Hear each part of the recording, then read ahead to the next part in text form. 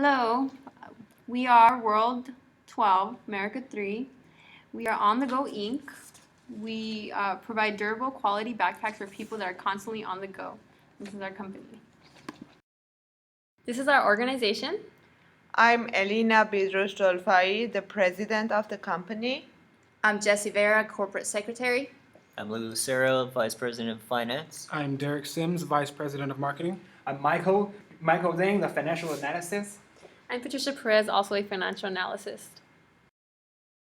That you can stop on. Our weight factors for the company are shown in table 1.7, which is our preliminary and final weight factors. After reviewing the reports from year 4, we decided to change the points, decreasing our return on assets to 6 and increasing stock price by 1. As a whole, we were strong in the following areas: return on assets, return on equity, stock price, net income, and market share. On the Go was the leader with the highest average return on equity for year 3 through 6, and we followed second in all other areas, even the ones we did not pursue. Performance targets. Table 2.0 shows our goals and objectives versus our actual results. Our performance targets are shown above for year 5 and 6. You will notice that there is a big discrepancy between a forecast targets in the 2-year plan and our actual results. The reason behind the large gap in return on assets, return on equity, and net income is that On the Go predicted and expected to have a large amount of sales.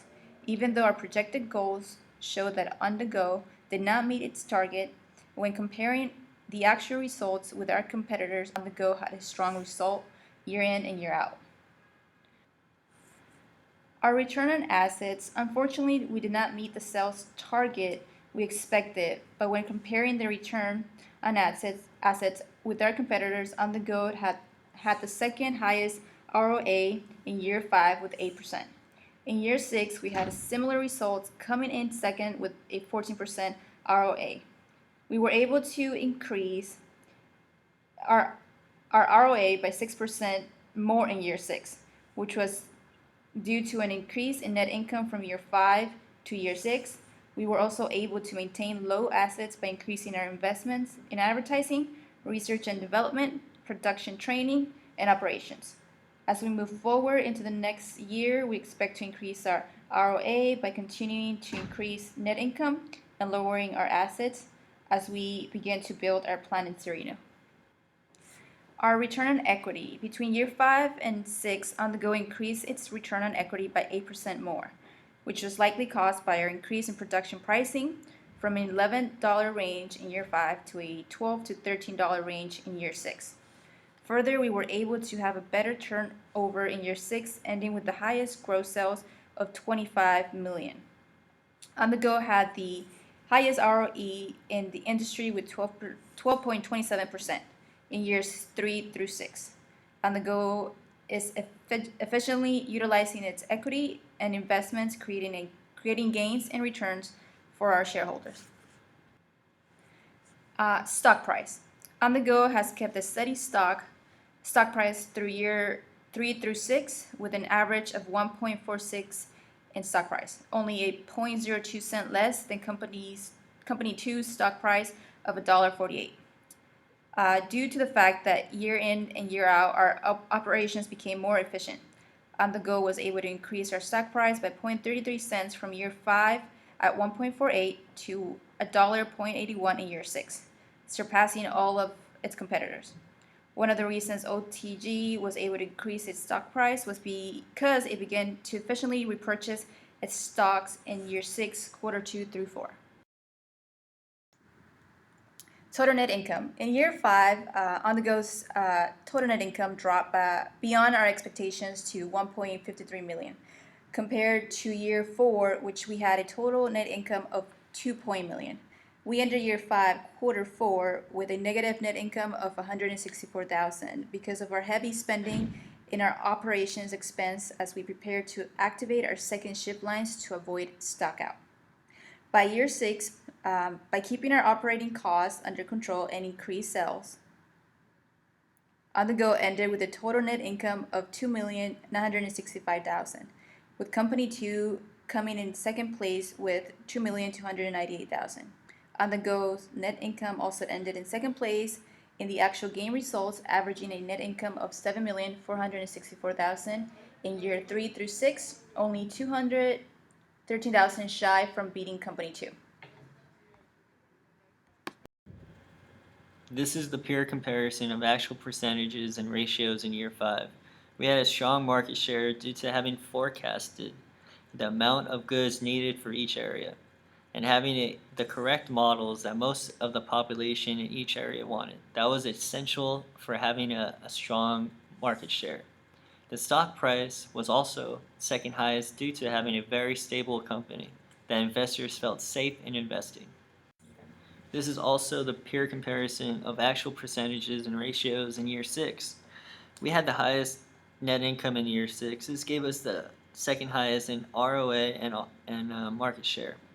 Market share was high due to having the same plan as year 5, which was forecasting the right model and sales in each area.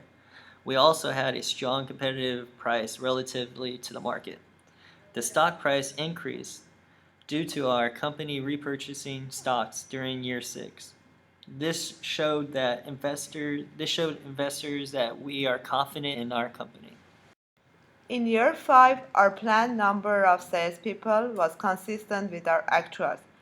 In year 6, we mentioned the same strategy and the numbers remained the same.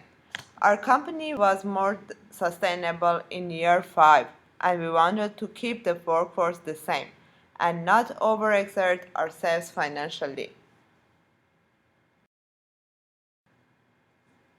We believed it would be essential that our sales force be committed to executing the company's strategy successfully and achieving our sales performance targets.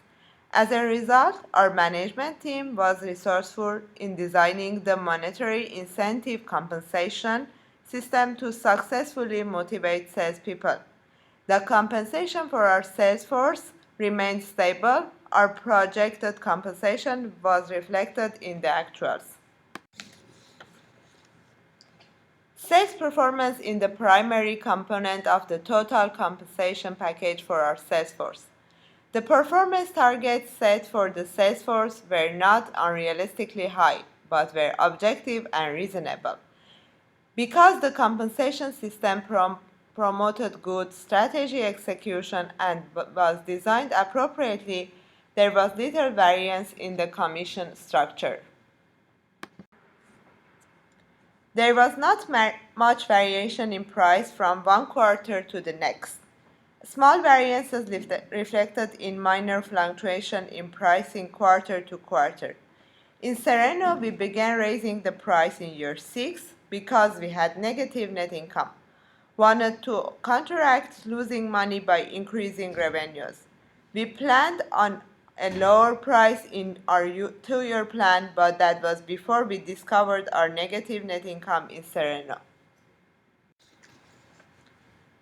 In order to be able to devise an effective marketing strategy, we acknowledged the need for additional market research. We decided to invest in identifying a segment of the market as our target market and designed the appropriate combination of product, price, promotion, and distribution to meet our customers' need within the identified market segment. All right, these are our unit sales. So in conducting our sales forecasting through our robust market research, we determined who our potential customers would be, what population needed our product, and possessed the ability to pay our set price. We estimated the purchase rate by determining the average purchase rate based on the heaviest buyers anticipated and the potential customers. In both years 5 and 6, we did not reach our extremely aggressive and ambitious sales goals. However, the targets we set were still adequate to maintain our competitiveness. Although we did not meet our planned unit sales, we still toppled the competition by having the best sales consistently quarter to quarter and year to year. All right, so this is our training in cost saving. So we matched our planned versus actual output when it came to training expense.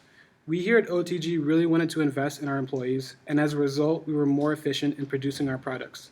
There were no variances behind our planned versus actual training expenses because there were no trigger events such as a stockout or stockouts. Our staff has always been trained to ensure that our operational procedures ran smoothly and our staff were knowledgeable as possible. All right, so as you can see, these are our active production lines. And so we did not expand our first shift lines from 8 to 12 in year 5 because there was no need for further expansion due to the law of supply and demand. Demand simply just wasn't high enough at a level where we needed to invest in our infrastructure. This strategy worked very well for us, as did most of our strategies, and as a result, we reduced our fixed costs substantially. We here at On The Go did start to expand our second shift lines, even though we did not plan for expansion in year 6. We played many of our decisions by ear and saw how the market was doing. We needed more inventory in year 6, so we invested in our infrastructure, and one can see our output increased in year 6 to compete with market demand.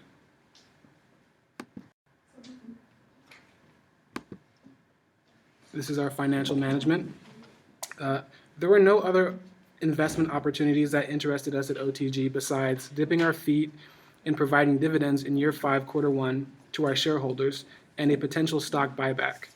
At the time, we were very skeptical in how much stock we needed to buy back in order to affect our stock price. Even with our high EPS, our stock was still tied for first amongst our competitors. We did not account for this in our 2-year plan, but we did act accordingly again in year 6 when our stock price hit a dip. In order to correct this dip in our stock price, we started a buyback of shares in our company since we had cash flow and we had an abundance of cash. So I'm going to talk about the variances.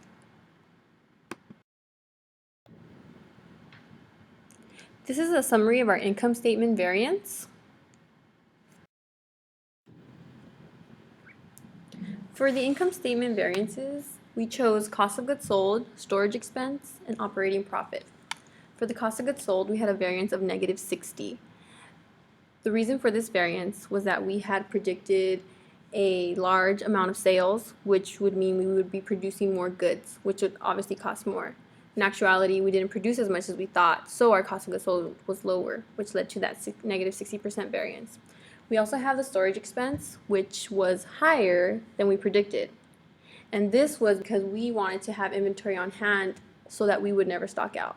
We feared stocking out because you would lose customers, you would have a bad reputation, so this was very important to us. For operating profit, we had a -78% variance. This was because of our large gross profit. The gross profit was due to the sales. The sales led us to having high amounts of profit, which led to the total operating profit as a higher amount. So in actuality, the sales weren't what we expected, so it was a little bit lower. And that's how we got that negative variance. Here we have a summary of the cash flow variance.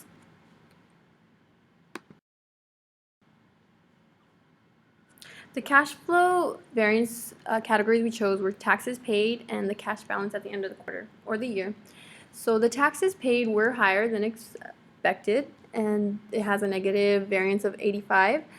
The reason for this was that we had a higher taxable income with the more sales we predicted. When the sales were lower, and in actual, it reduced the taxable income, which reduced that price, which makes for the variance that we have. For the cash balance, we have a higher cash balance than the actual, we forecasted that, than the actual balance, and it has a -76% variance. The reason for this was we had a stock buyback of $1,642,000, and that reduced our cash. And also because we had extra cash, we predicted extra cash in our income, it also accounts for that variance. This is our last financial statement, balance sheet variance, summary of it. For the balance sheet, we chose 3 variances to focus on inventory, total current liabilities, and accumulated earnings. For inventory, we had an actual amount of 12,275,000 when the forecasted was 5,361,000, which led to a variance of 128. So this is also due to our fear of stocking out. We did not want to have less inventory that would cause our customers to think of us as being unreliable. So we have this large variance due to that. For total current liabilities, we have a negative variance of 41%. And this is due to our taxes payable. As I spoke of earlier, the taxes are higher because we predicted a higher amount of income. So the taxable income was lower than we thought. For accumulated earnings, we had a negative 62% variance. And this is also due to the stock buyback we had. So it reduced our cash. We also paid dividends out to our stockholders to try to increase our stock price. And the estimated sales were also higher, which led to a higher forecasted than actual.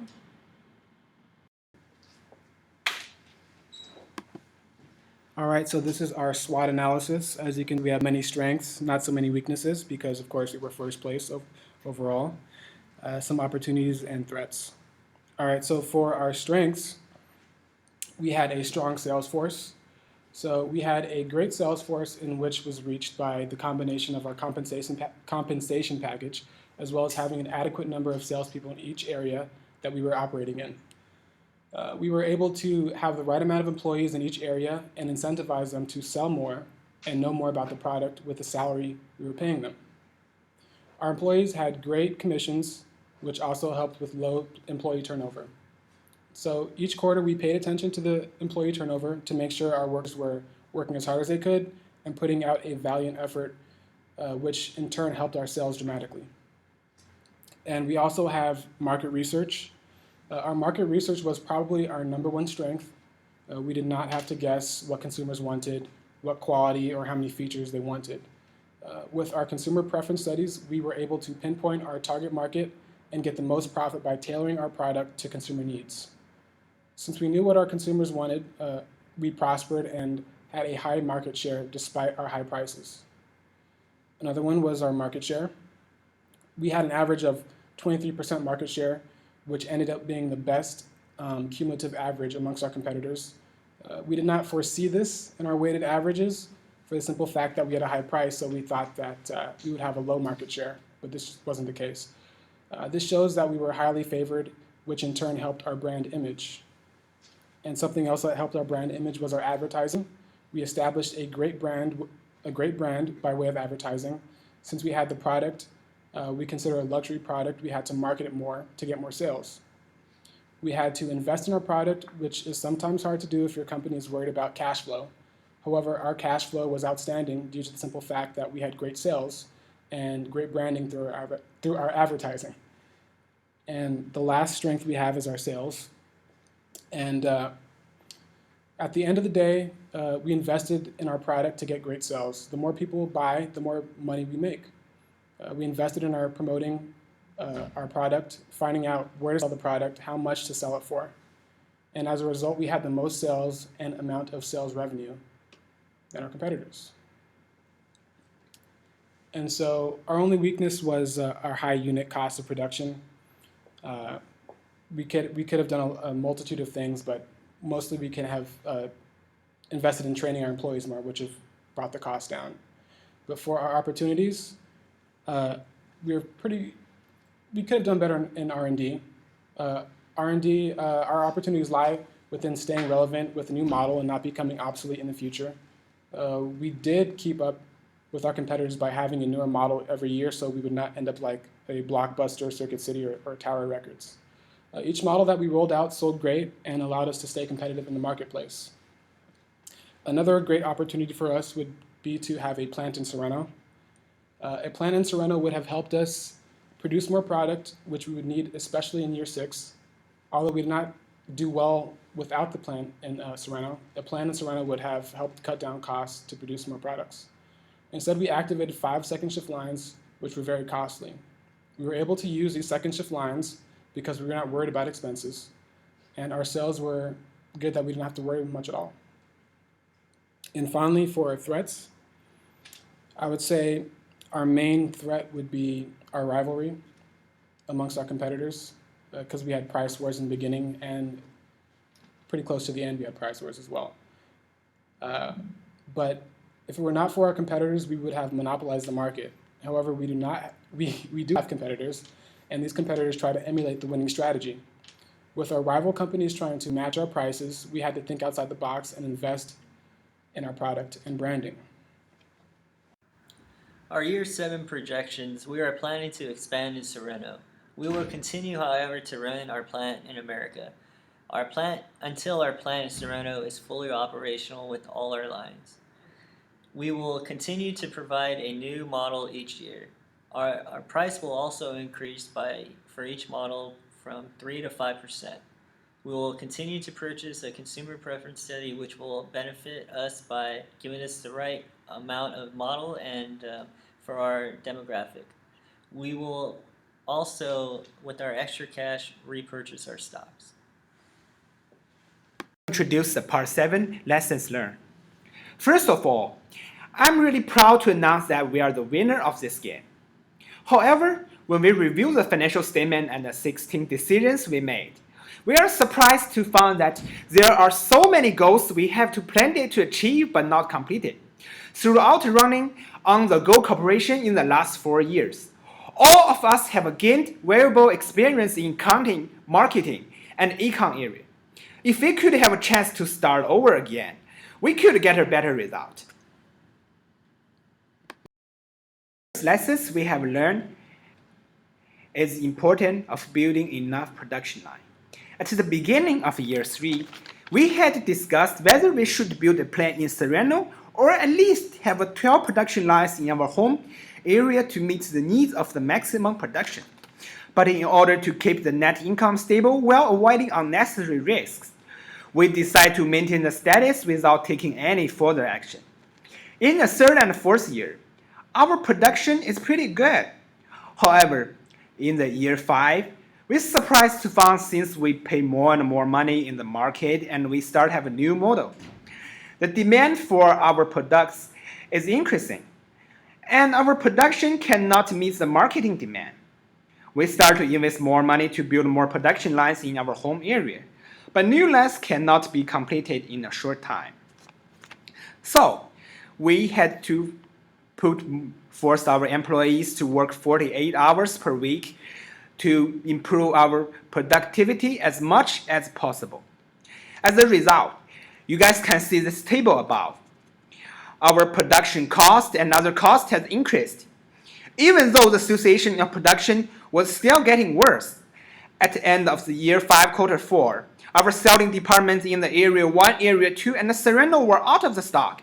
As we all know, stock out is the worst thing can happen to your company. Stock out can lead to unhappy customers, decrease the customer's loyalty. Therefore, our net income was negative. Until our new production lines could be put into production in the year 6, quarter 2, the disaster of inventory shortage was evaded. Another important lesson we have learned is that as a team, we must increase the connection between each other to identify the problems and make adjustments.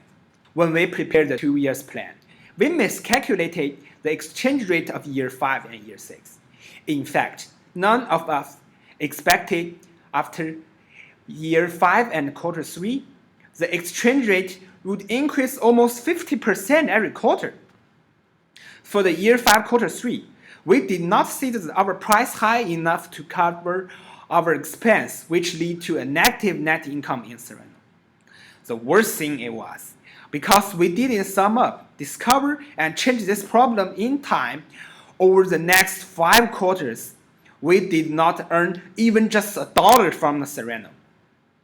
This table here shows us that averagely we lost $52,000 in Serrano every quarter. Net loss in Serrano affect ROA, net income, ROE, and the stock price, which were our weighting factors. If we could sit together and review the financial statements carefully, we would choose to increase the selling price in Sereno, or even just could close the selling department in that area. Either way, we would have a better performance.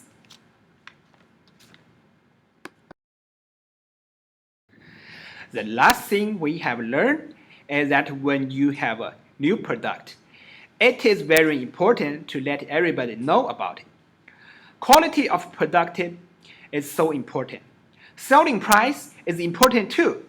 However, before everybody realizes your brand, you have to invest more and more money to the market to get their attention.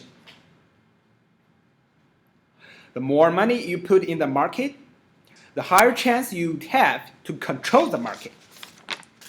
For the future, we would increase marketing plans to spread the difference of our brand and product. With so many choices in competition is fierce, and our strengths in marketing can give us a step up.